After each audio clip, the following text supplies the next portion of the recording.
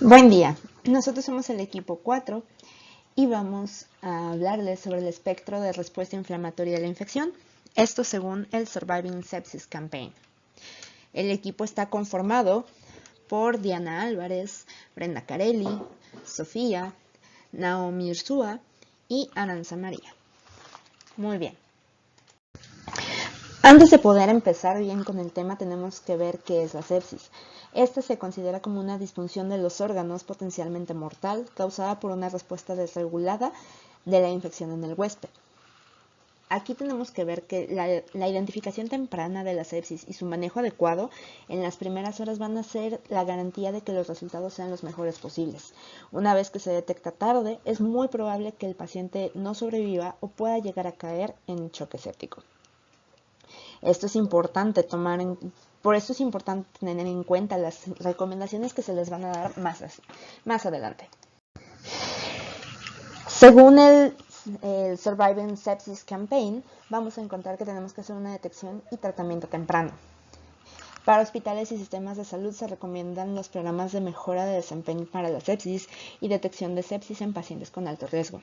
Estos programas por lo general consisten en la detección, educación, medición y evaluación de dicha enfermedad o padecimiento. Vamos a ver que se van a encontrar diferentes variables clínicas para este tipo de detección. Entre ellos vamos a encontrar el SIRS, que son los criterios de síndrome de respuesta inflamatoria sistémica, o también los signos vitales, signos de infección, la puntuación rápida de falla orgánica secuencial, que este lo vamos a encontrar como Q-SOFA, el puntaje nacional de alerta temprana, el NEWS, o el puntaje de alerta temprana modificado, MIUS. Muy bien, dentro del Q-SOFA vamos a ver que esta utiliza tres variables para predecir la muerte. Esto es un predictor más que nada, no es 100% confiable, pero se clasifica de la siguiente manera. Esto es para poder predecir la muerte, como ya lo había comentado, y el tipo de estancia, si va a ser prolongada o no en los cuidados intensivos de los pacientes con sepsis, que ya esté confirmada o que se tenga la sospecha. Vamos a ver que tenemos que tener una escala de coma de Glasgow menor a 15, una frecuencia respiratoria mayor a 22 respiraciones por minuto y una presión arterial mayor a 100 miligramos de mercurio. En este de Q-SOFA vamos a ver que si se encuentran mínimo dos de estas variables, se le va a considerar como positivo. Aunque la presencia de un Q-SOFA positivo sí tiene que alertar a los médicos sobre la posibilidad de que haya una sepsis. Como lo decía, no es 100% seguro, tiene una baja sensibilidad, por lo cual no se recomienda como una herramienta de detección única. Lo siguiente que nos menciona el Surviving Sepsis Campaign es el lactato en sangre. El lactato se utiliza como marcador en los procesos del metabolismo celular. En la sepsis se interpreta como un biomarcador que con valores elevados va a indicar una hipoperfusión tisular sistémica.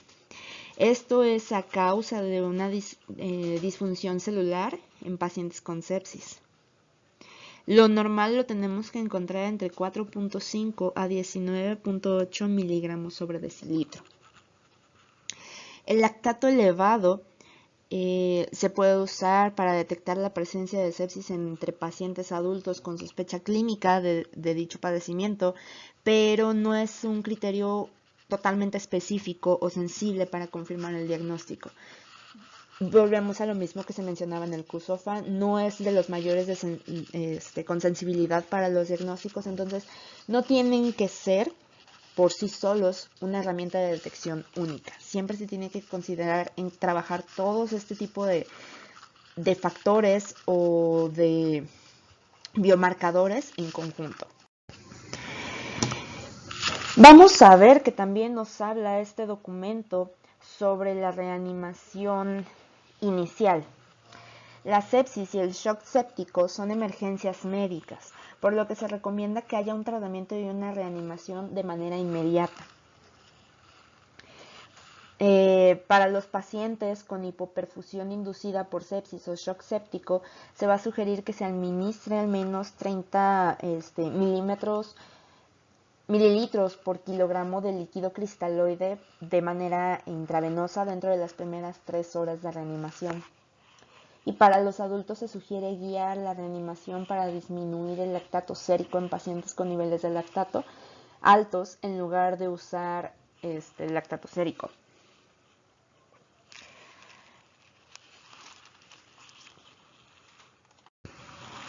Vamos a también encontrar que dentro del Surviving Sepsis nos va a hablar sobre la presión arterial media. Vamos a ver que en los adultos que toman vasopresores se va a recomendar un MAP de 65 milímetros de mercurio. Ahora también tenemos que ver cuando se hay un ingreso a cuidados intensivos. Para los adultos con sepsis o shock séptico que requieren un ingreso a esta unidad, se va a requerir que sean ingresados en un plazo de 6 horas, de las primeras 6 horas en las que se detectan que hay sepsis o shock séptico. Volvemos a lo que se mencionaba en un principio. Esto es un determinante para la mejoría de los pacientes. También tenemos que ver si tenemos un diagnóstico de una infección. Para aquellos adultos que hay una sospecha de la sepsis o del shock séptico, pero no hay confirmada una infección, es recomendable que se esté reevaluando constantemente para buscar diagnósticos alternativos y ver si se puede descontinuar o se continúa en su defecto la administración de antimicrobianos empíricos. Si se demuestra que hay una sospecha fuerte de una causa alternativa de la enfermedad, lo mejor es que se descontinúen estos para no afectar a la microbiota natural del cuerpo. Ahora, se recomienda que se tienen que obtener los cultivos microbiológicos de rutina antes de poder empezar una terapia antimicrobiana en pacientes con sospechas de este tipo de padecimientos. Es muy importante tener la certeza de qué microorganismo es el que está invadiendo al paciente antes de poder tomar acciones.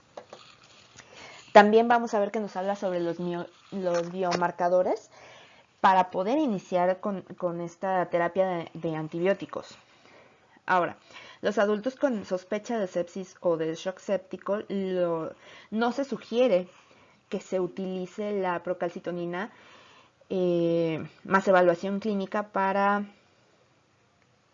decidir cuándo se va a comenzar con esta terapia, pero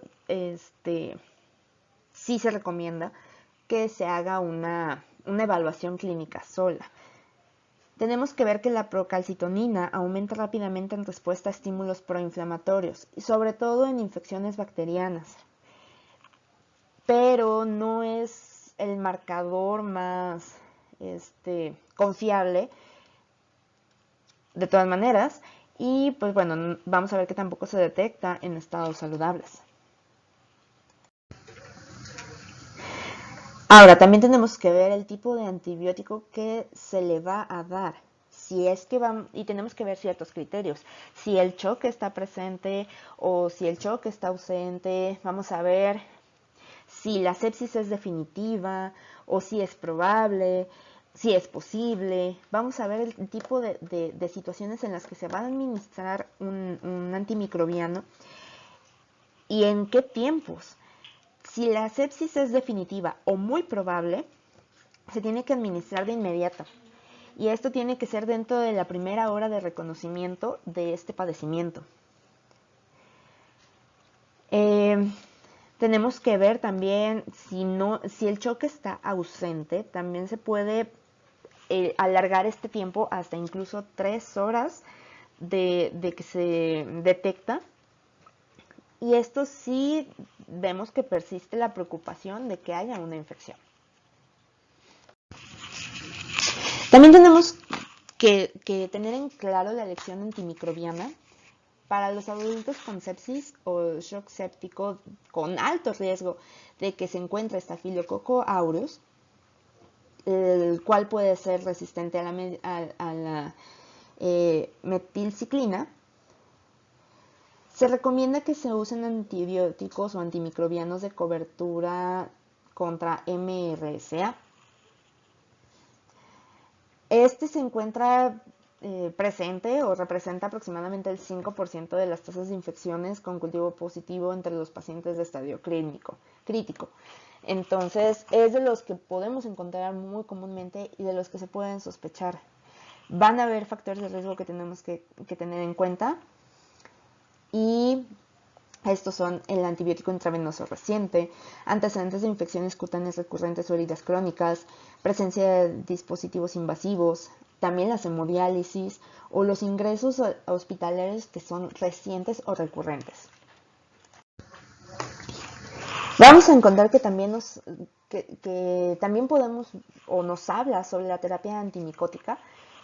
Si encontramos que los pacientes con sospecha de sepsis o shock séptico tienen un alto riesgo de infección por hongos, es necesario que se inicie una terapia antimicótica de inmediato. Volviendo a los antibióticos, se sugiere usar una infusión prolongada de betalactámicos para el mantenimiento, en lugar de una infusión de bolo convencional.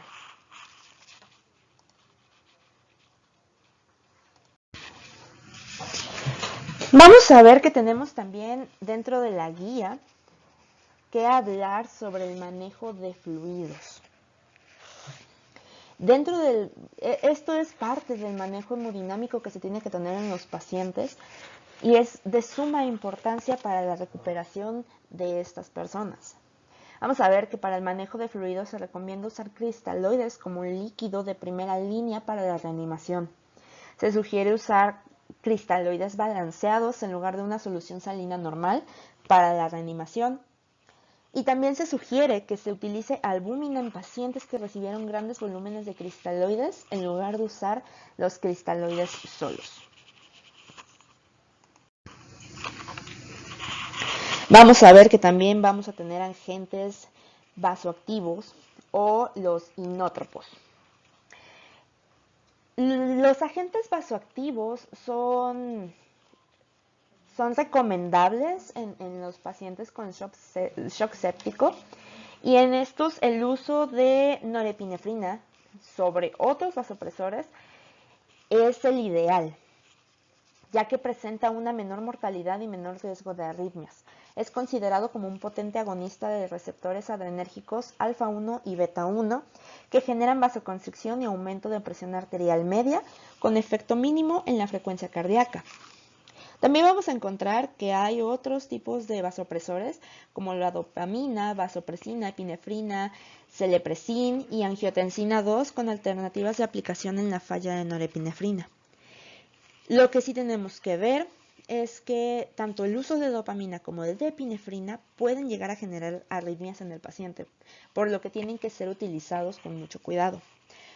Ahora, los inótropos tienen como uso de terapia inotrópica en pacientes con hipoperfusión persistente después de que se hace una reanimación con líquidos y en pacientes con disfunción miocárdica, que esto es lo que contribuye a una inestabilidad hemodinámica.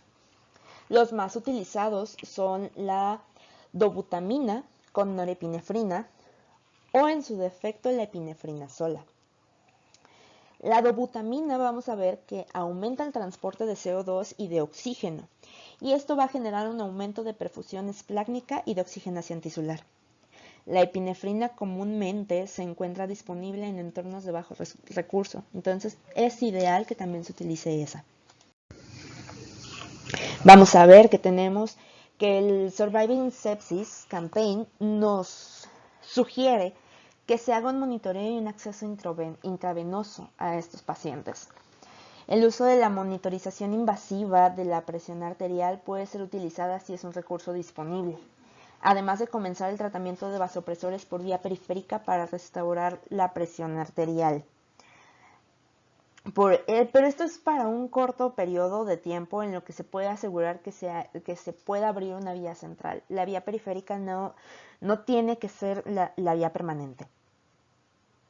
Ahora, la monitorización invasiva consiste en la inserción de un catéter arterial que permite una medición segura y confiable continua de la presión arterial. La monitorización no invasiva es por medio de una estimación al tomar la presión arterial con manguito. También tenemos la parte de la ventilación no invasiva. Los pacientes con insuficiencia respiratoria, la hipoxemia inducida por sepsis, que proporciona el intercambio de gases y reducción de trabajo respiratorio. Vamos a ver también la ventilación prona, que esto es en una posición prona en pacientes con SDRA y con una presión de oxígeno menor a 200 dentro de las primeras 36 horas. Y eso va a reducir la mortalidad y mejora la oxigenación.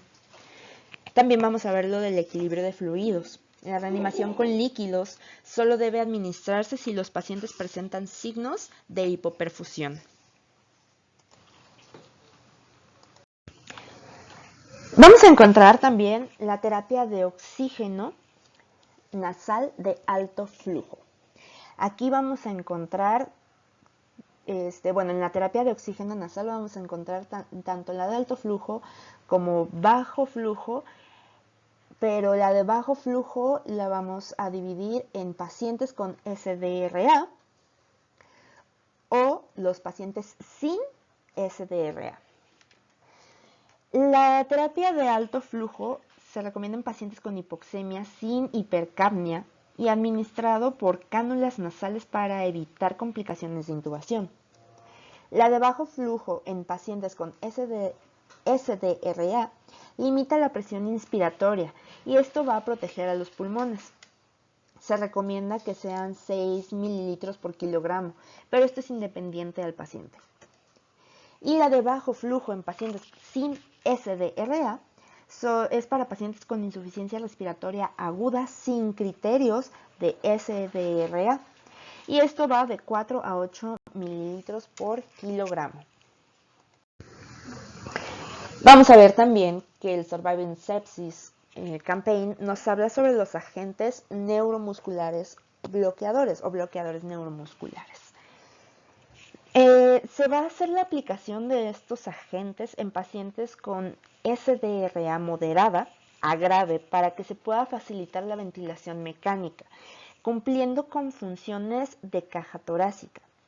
El paciente debe de estar sedado y con anestesia para que esto se pueda llevar a cabo. También vamos a ver que puede haber una oxigenación por membrana extracorpórea, que es la ECMO. Y esto se recomienda en pacientes con síndrome de dificultad respiratoria aguda, el SDRA, que ya lo hemos mencionado varias veces, grave, con la oxigenación por membrana extracorpórea. Y esto va a facilitar que haya un intercambio de gases. También vamos a ver que nos habla sobre la purificación sanguínea. Esta no se recomienda el uso de la hemoperfusión de polimixina, beta. También nos habla el Surviving Sepsis Campaign sobre los corticosteroides. Se recomiendan como una terapia adicional, en específico la hidrocortisona por vía intravenosa cada 6 horas o con una infusión continua. El problema con el uso de los corticosteroides o en específico la hidrocortisona es que van a generar una debilidad muscular en los pacientes. Es una situación que tenemos que tener muy en cuenta a la hora de escoger utilizar este tipo de terapia adicional para los pacientes. Necesitamos asegurarnos que sea muy necesaria, si no, lo ideal es que no se utilicen.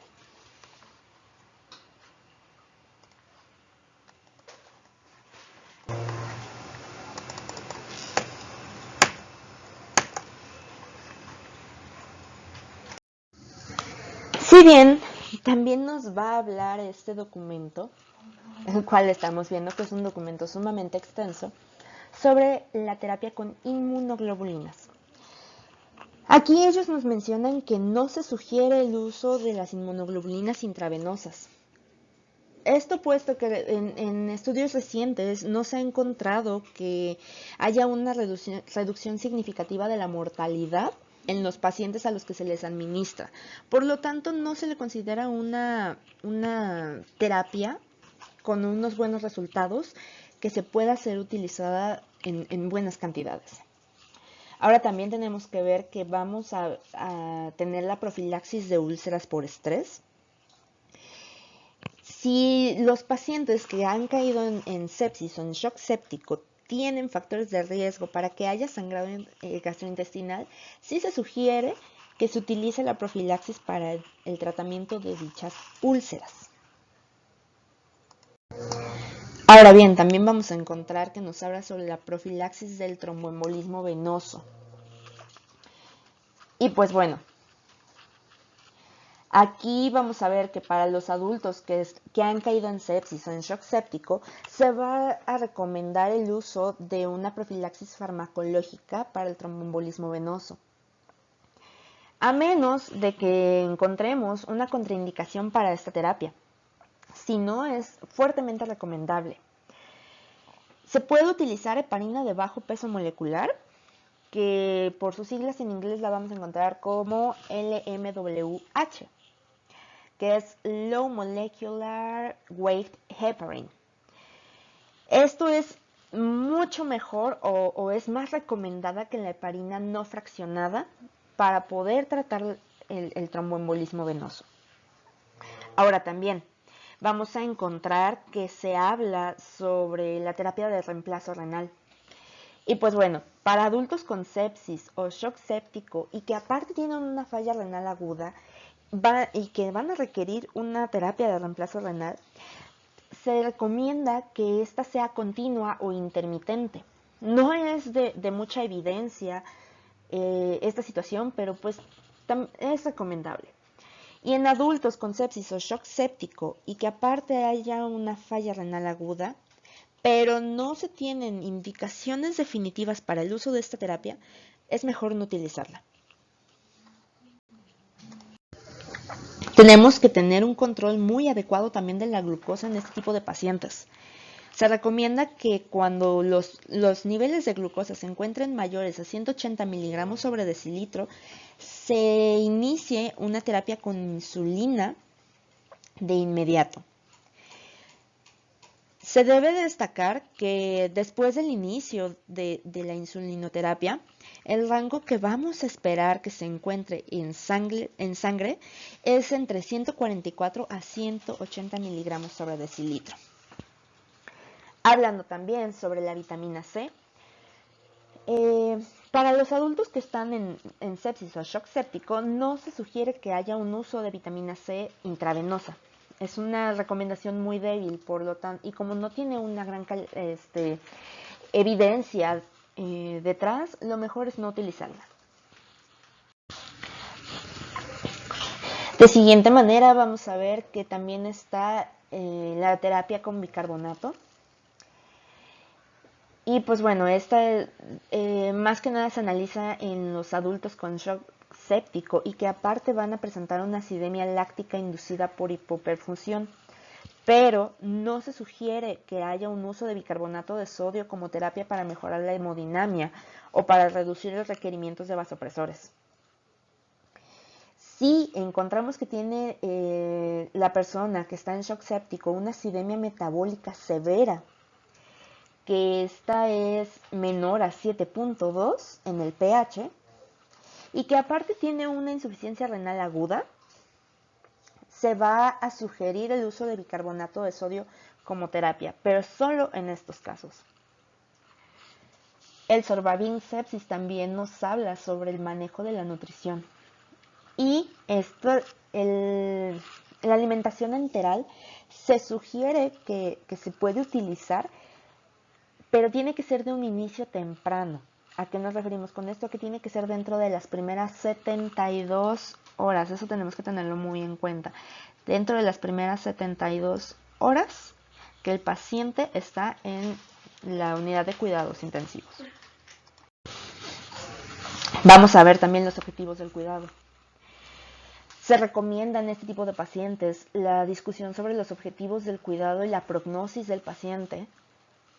Bueno, tanto con el paciente como, si se puede, como con los familiares. Tenemos que presentar estos objetivos de cuidado temprano como con todo lo que hemos ido mencionando dentro de las primeras 72 horas. Es fundamental.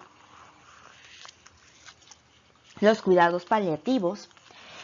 Pues bueno, tenemos que ver que se recomienda integrar los principios de dichos cuidados dentro del plan cuando estos sean apropiados para abordar los síntomas y el sufrimiento del paciente, y no solo del paciente, también de los familiares. No se sugiere que haya una rutina formal de consulta de cuidados paliativos para todos los pacientes por encima de los cuidados paliativos basados solamente en el juicio clínico. Vamos a ver que el Surviving Sepsis nos sugiere que haya grupos de ayuda para aquellos que han sobrevivido a la sepsis o al shock séptico, pero no solo para ellos, sino también para sus familiares. Y pues bueno, tenemos que ver en qué momentos también la transferencia de la atención es necesaria. Para aquellos adultos con sepsis o con shock séptico, se sugiere que se debe utilizar un proceso de transferencia de información de importancia crítica en las transiciones de atención, en lugar de no tener ningún proceso de transferencia. Al final de cuentas, no hay evidencia suficiente para hacer una recomendación para el uso de cualquier herramienta de transferencia estructurada específica sobre los procesos de transferencia habituales. Este documento también nos va a hablar de que tenemos que tener una detección de apoyo económico y social de los pacientes que caen en dicha terapia o en dicha situación, como lo es el shock séptico. Se va a recomendar que se tienen que realizar pruebas de detección de apoyo económico y social tanto al paciente como a sus familiares. Esto incluye el apoyo de vivienda, de nutrición, el financiero y el espiritual. Y se tienen que hacer las derivaciones apropiadas cuando se encuentren disponibles para que puedan satisfacerse estas necesidades. No solo también tenemos que darle apoyo en la parte económica y social, sino también que se tiene que educar al paciente y a sus familiares sobre lo que es la sepsis. Se tiene que dar una educación tanto escrita como verbal, ya sea del diagnóstico, del tratamiento y los síndromes que se presentan post-cuidado, unidad de cuidados intensivos y post-sepsis, antes de que se genere el alta hospitalaria y que la persona pueda regresar al entorno de seguimiento. También nos va a mencionar que tenemos que tener una toma de decisiones compartida. El equipo clínico tiene que darle la oportunidad a los demás de que haya una participación en la toma de decisiones y en la planificación tanto de la alta del paciente como de los cuidados que se van a tener después de la unidad de los cuidados intensivos, para poder así garantizar que los planes de alta sean aceptables y factibles. Hay una parte, después de que se mencionó la parte de terapia de apoyo, la terapia de apoyo hacia los pacientes y hacia los familiares, que nos menciona sobre la terapia cognitiva. Sin embargo, no se encuentra suficiente evidencia como para decir que es una recomendación fuerte que a los pacientes se les acompañe con una terapia cognitiva una vez que salgan de la unidad de cuidados intensivos. Si nuestros pacientes sobreviven a este tipo de situaciones tan graves como lo son la sepsis y el shock séptico, Se sugiere que se utilice un programa de transición de los cuidados intensivos, que no se dé una atención habitual y una alta habitual. Sí se tiene que hacer una transferencia a piso, pero se tienen que conciliar los medicamentos que se utilizaron en la unidad de cuidados intensivos como los que se van a utilizar en el alta hospitalaria. Para los sobrevivientes y sus familias se recomienda incluir información sobre la estadía que tuvo la persona en la unidad de cuidados intensivos, sobre la sepsis y los diagnósticos relacionados. También se debe de incluir los tratamientos que se utilizaron, las deficiencias después de la sepsis, y esto tiene que ir dentro del resumen de la alta hospitalaria, tanto escrito como verbalmente se debe de entregar. Por último, vamos a ver qué se tiene que hacer en el seguimiento posterior al alta. Y en esto vamos a ver que para los sobrevivientes de la sepsis o del shock séptico se recomienda que haya una evaluación y seguimiento de los problemas físicos, cognitivos y emocionales después de que se les da el alta. También se va a sugerir que haya una derivación a un programa de seguimiento de enfermedades postcríticas si es que este se encuentra disponible. No es la mejor recomendación, pero se puede utilizar.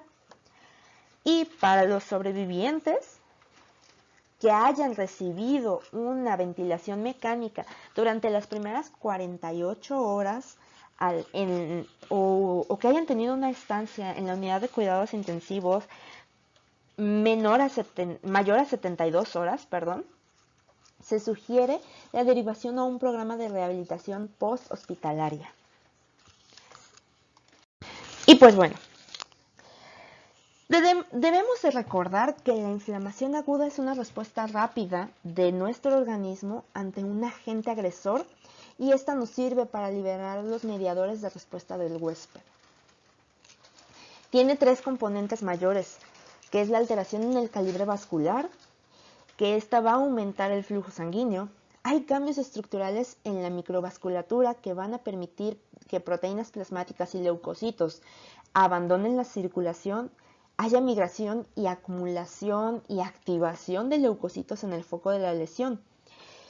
Entonces, teniendo esto en cuenta, podemos ver que la inflamación en exceso es la base de muchísimas enfermedades y cuya causa fundamental de la lesión tisular es la inflamación. Así que el dejar que esto se progrese y se agrave nos puede llevar a situaciones como las que se trataron en este tema, que es la sepsis o el shock séptico. Tenemos que tener muchísimo cuidado con las situaciones intrahospitalarias e incluso los pacientes que llegan con ciertos parámetros que nosotros vamos a considerar como parte del síndrome de inflamación sistémica, porque es una detección temprana, como lo mencionábamos al principio, nos va a llevar a una mejor prognosis hacia las personas o incluso a evitar que se llegue a la sepsis o al shock séptico.